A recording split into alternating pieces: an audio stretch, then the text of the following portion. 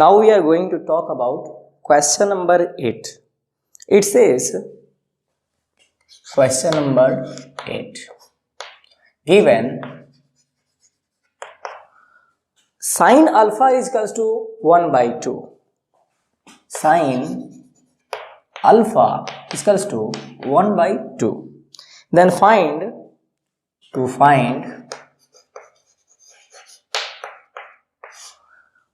3 sin alpha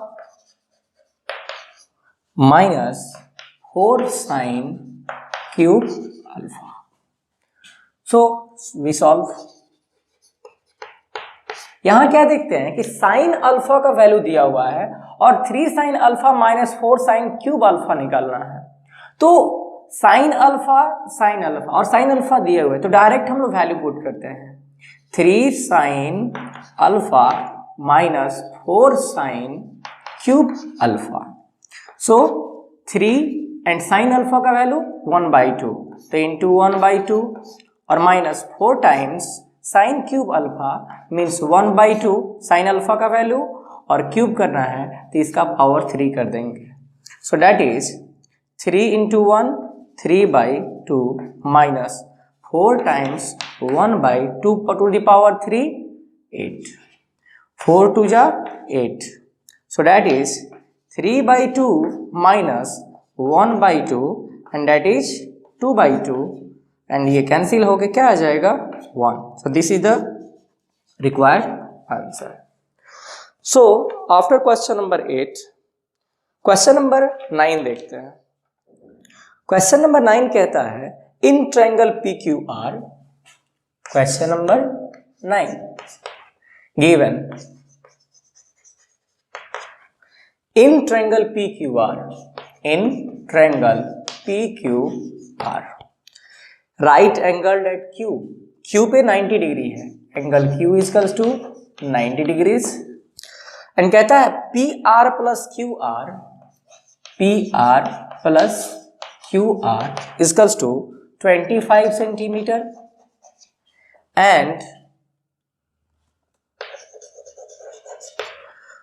PQ is equals to 5 centimeter. Find the values of, तो हमें find क्या करना है, to find the values of sine P. एक में हमें फाइंड करना है साइन P, 2 में हमें फाइंड करना है कॉस P एंड थर्ड में हमें फाइंड करना है tan P. अच्छी बात यह है कि सब P का है, मीन्स हमें एंगल P के लिए ही सारी चीजें फाइंड करनी है. तो चलिए इसे अब हम लोग सॉल्व करते हैं. फर्स्ट ऑफ ऑल एक ट्रायंगल हम लोग बनाएंगे, सॉल्यूशन करते हैं. यहां पर एक ट्रायंगल बना लेते हैं, इसका नेमिंग कर देते हैं ट्रायंगल PQR. एंगल Q पे 90 है तो Q यहां दे देंगे. P किसी को भी R कह सकते हैं. फिर कहता है PQ is equals to 5 centimeter. PQ this is 5 centimeters.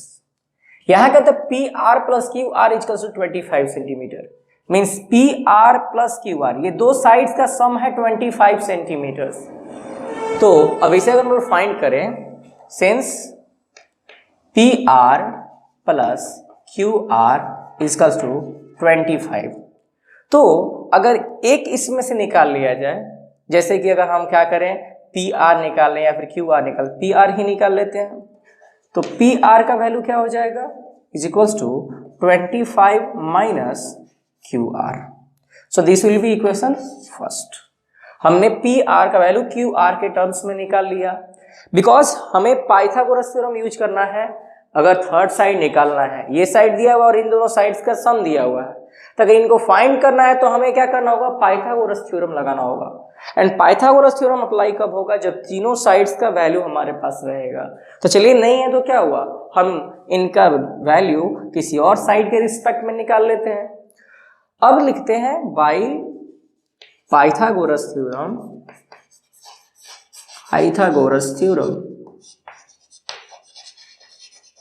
क्या हो जाएगा, PR स्क्वायर इक्वल्स टू 90 के सामने hypotenuse, so hypotenuse square equals to perpendicular square plus base square.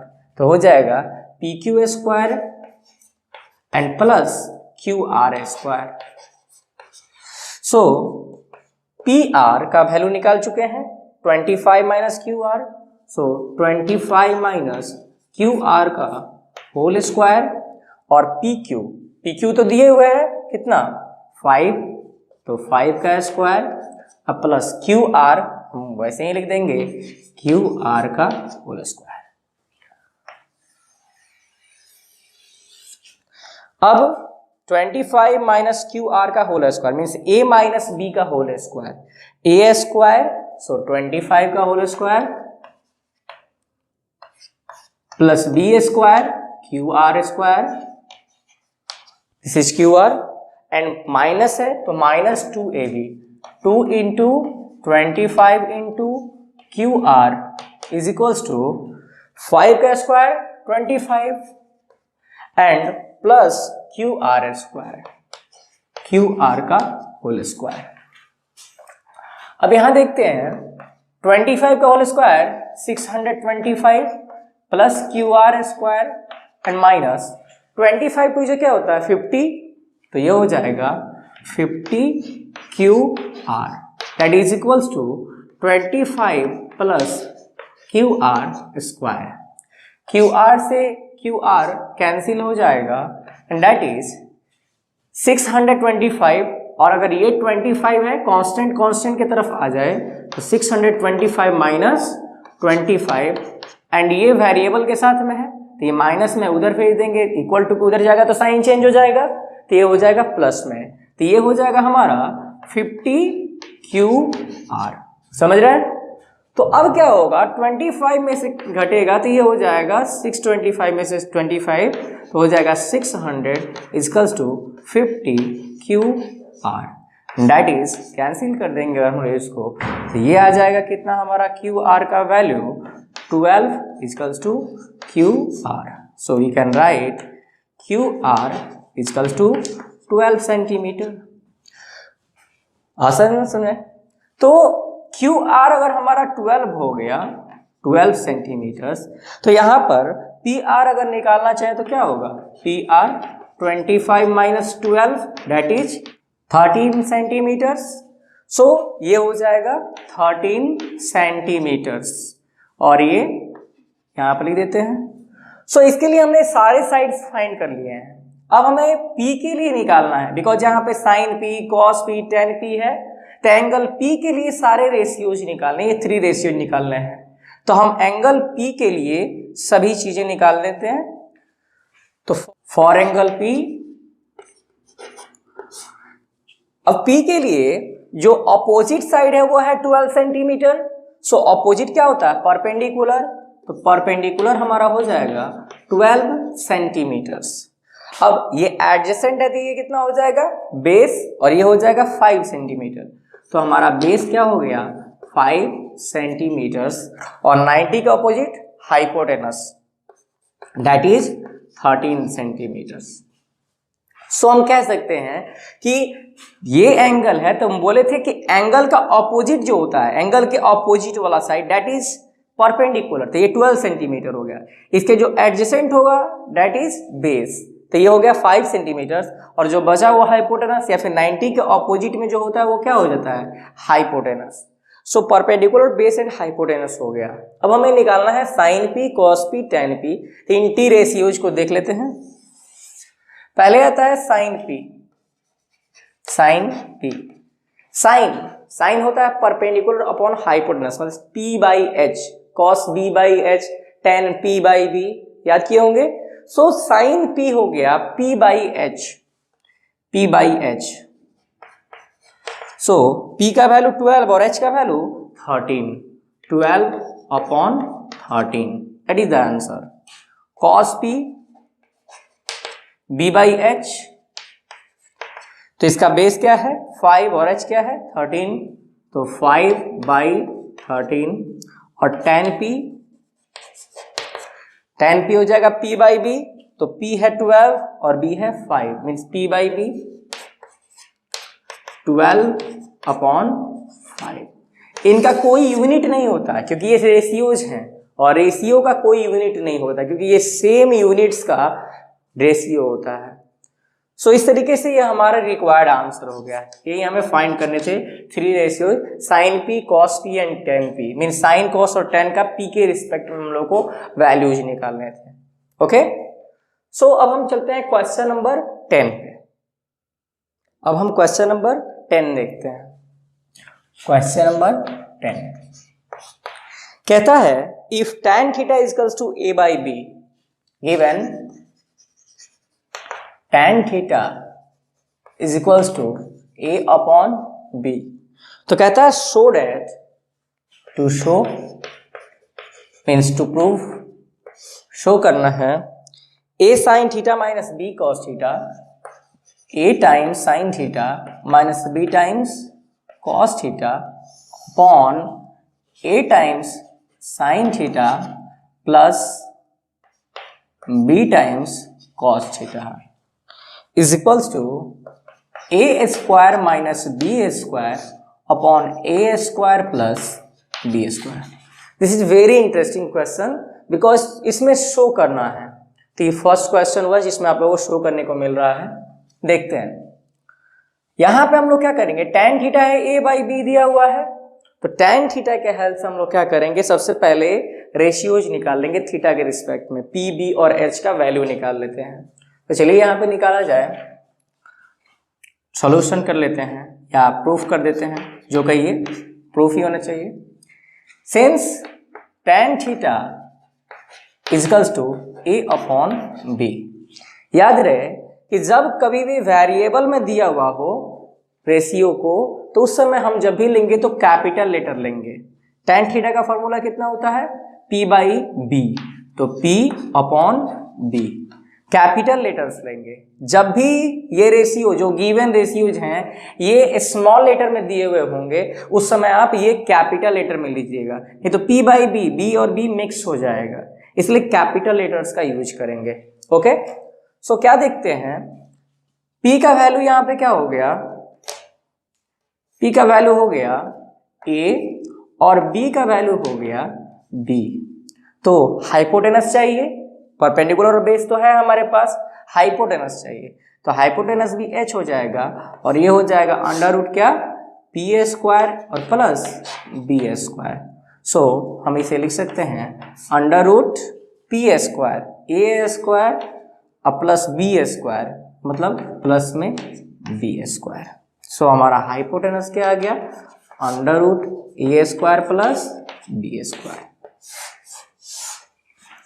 So याद रहे हमेशा कि जब भी रेशियोज में स्मॉल लेटर्स का यूज हुआ हो, मीन्स वेरिएबल्स का यूज हुआ हो, तो आप कैपिटल लेटर्स का यूज करेंगे।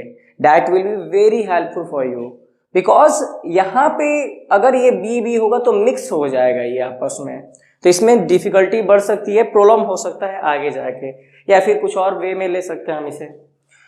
तो जब हमारे पास p, b और h आ चुका है, मिल चुका है थीटा के लिए, और हमें थीटा के रिस्पेक्ट में सारे वैल्यूज फाइंड करने हैं, तो अब हम लोग क्या करते हैं, प्रूफ करना स्टार्ट करते हैं।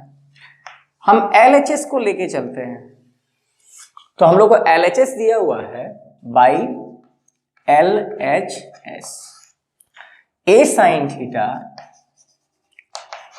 Minus b cos theta upon a sine theta plus b cos theta. So अब साइन थीटा का वैल्यू चाहिए a, और साइन थीटा हमारा क्या होगा, p बाई h, तो p है हमारा a और h है हमारा under root a square plus b square minus b times cos theta का वैल्यू क्या होता है, b by h, base upon hypotenuse. So क्या हो जाएगा, बेस हमारा b हो गया ना, तो b लिख देंगे upon hypotenuse same to same under root a square plus b square by same to same, बस बीच में प्लस हो जाएगा, तो a times a upon under root a square plus b square और plus b times b upon under root a square plus b square. So इसे अब आगे लिखते हैं, मल्टीप्लाई कर देते हैं, a times a square upon under root a square plus b square. अब minus b square upon under root b times b square हो जाएगा a square plus b square upon फिर से same to same a square upon under root a square plus b square plus b square upon under root a square plus b square. अगर ठीक से देखें तो लगेगा हमें कि दोनों का एलसीएम सेम होगा, तो हम ऊपर वाले का एलसीएम करते हैं इज इक्वल्स टू, तो हो जाता है under root a square plus b square. जब एलसीएम सेम होता है तो ऊपर वाले नंबर्स ऐसे ही आ जाते हैं, तो ये हो जाएगा सम ऑफ फ्रैक्शन नंबर्स पढ़े होंगे ना, तो उसमें सम ऑफ फ्रैक्शन नंबर्स का रूल यहाँ पे लिखेंगे, तो ये हो जाएगा सेम टू सेम है, तो ऊपर हो जाएगा a square minus b square का होल बाई नीचे वाला कैलकुलेशन ए स्क्वायर प्लस बी स्क्वायर, और बस ऊपर क्या हो जाएगा a square plus b square, a square plus b square. नीचे से नीचे डिनोमिनेटर से डिनोमिनेटर कैंसिल, बिकॉज सेम जब होते हैं तो डिनोमिनेटर टू डिनोमिनेटर कैंसिल किया जा सकता है। ये नहीं करेंगे कि बी स्क्वायर से बी स्क्वायर को काट दे, ए स्क्वायर से ए स्क्वायर को काट दे, ये नहीं हो सकता, बिकॉज ये बीच में प्लस है, प्लस माइनस है। ये मल्टीप्लीकेशन में करते हैं या फिर पूरा का पूरा सेम नंबर हो तब करते हैं। अब हमारा वैल्यू आफ्टर ऑल क्या आ गया, a square minus b square upon a square plus b square. This is the RHS root.